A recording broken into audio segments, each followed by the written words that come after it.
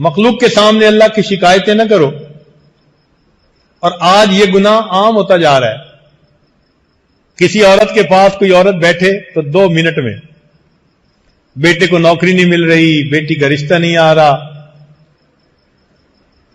فلاں بھی کام پورا نہیں ہو رہا، فلاں بھی نہیں ہو رہا. وہ تھوڑی دیر میں پتہ نہیں اللہ کی سینکڑوں شکایتیں بیان کر دیتی ہے. تو فرمایا کہ تم اللہ کی شکایت نہ کرو مخلوق کے سامنے.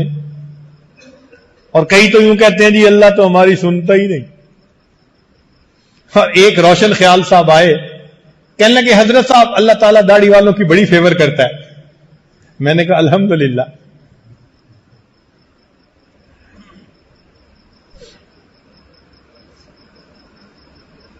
فقال کہنے لگا احب ان یوسع علی فی الرزق.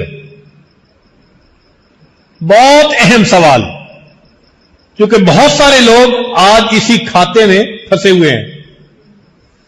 یہ گدی گاڑی میں نا پھنسے ہوئے ہوتے ہیں کہ جی رزق تھوڑا ہے، ضرورتیں پوری نہیں ہوتی اور ہمارے اخراجات پورے نہیں ہوتے.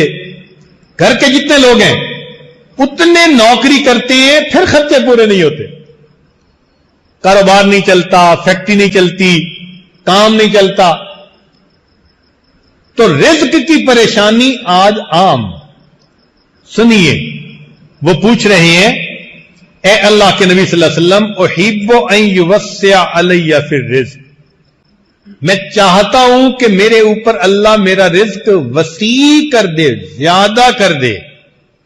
نبی علیہ السلام نے فرمایا دم علی الطہارۃ یوسع علیک فی الرزق، تم ہر وقت باوضو رہا کرو، اللہ تمہارے رزق کو وسیع فرما دیں گے. اب آج رزق کی شکایتیں تو کرتے ہیں، باوضو رہنے کی کوشش کتنے کرتے ہیں. دیکھا اللہ کے حبیب صلی اللہ علیہ وسلم نے کیا سونے کی سیاہی سے لکھنے کے قابل باتیں بتائی ہوئی ہیں.